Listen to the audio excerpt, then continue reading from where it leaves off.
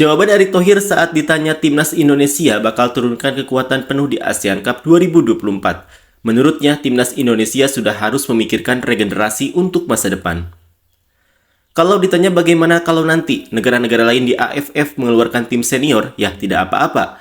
Toh selama ini tim senior kita pun mayoritas pemainnya di bawah 25 tahun. Tentu pemain seperti Marcelino dan lain-lain yang bisa bermain, kita tidak mau tarik ke bawah lagi. Mereka akan tetap main di tim senior karena itu yang kita mau. Mendorong semakin banyak talenta yang kita targetkan. Kalau bisa ada 150 talenta, itu yang kita mau. Biarkan pemainnya sudah naik tidak turun lagi. Biar tetap main di atas seperti tim senior. Pasalnya, apabila hanya fokus pada satu generasi, kedepannya ditakutkan tak ada pemain pengganti.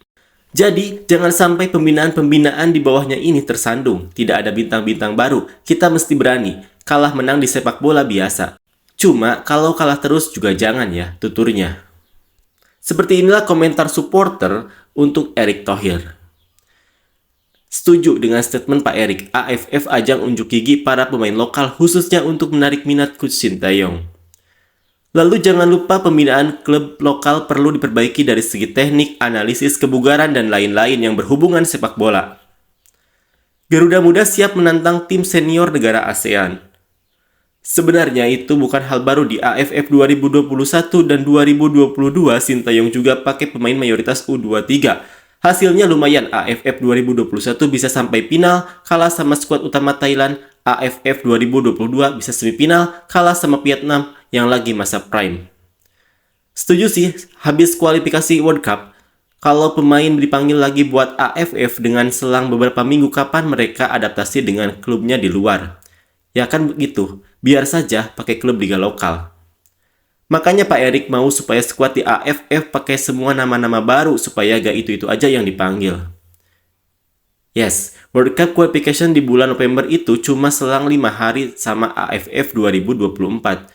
Saya juga setuju kalau yang diturunin skuad muda, kasihan yang senior kalau diturunin terus. Apalagi cuma sekelas AFF, biar saja pemain-pemain muda hitung-hitung nyari bakat baru. Apalagi pemain kayak Rido, Egy, Witan, Kambuaya, Hernando, kasihan kalau mereka masih main di AFF. Makanya saya setuju sama Pak Erick pakai pemain lain aja.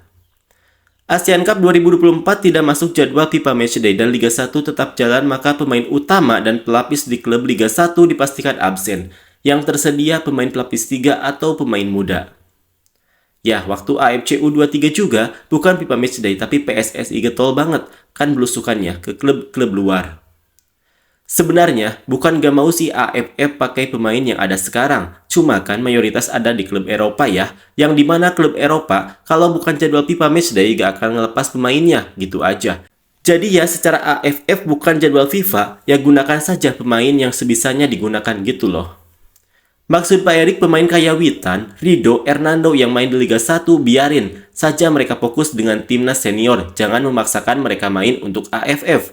Lebih baik pakai pemain yang dirasa punya potensi bisa bersaing di AFF dan di kemudian hari bisa naik ke timnas senior. Jadinya pemain lokal bakal ada nama baru lagi yang bakal jadi tumpuan timnas senior di masa depan.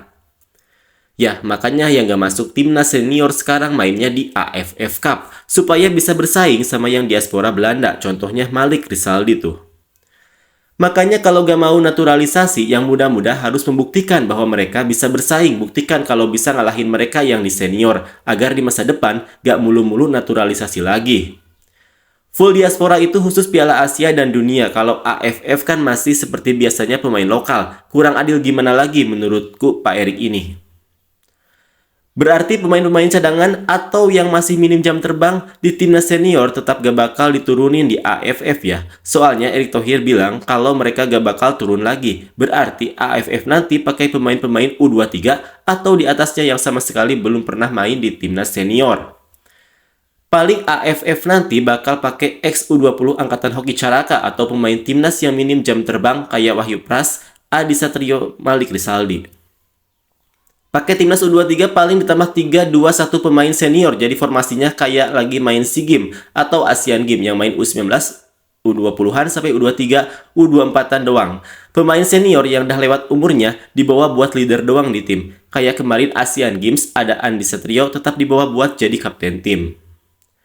Untuk pertama kalinya AFF pakai tim kedua. Gila, mantep banget mindsetnya Pak Erick Thohir. Untuk sekarang sih boleh saja kalau AFF pakai skuad timnas B, tapi kalau suatu saat AFF masuk kalender FIFA dan berpengaruh besar ke ranking FIFA, wajib turunin skuad utama dan target juara sih. Rugi bener kalau AFF masuk kalender FIFA. FIFA Matchday itu setahun cuma 10 kali lah. Kalau habis dipakai di AFF, rugi kita main di AFF 8 kali sama tim ASEAN.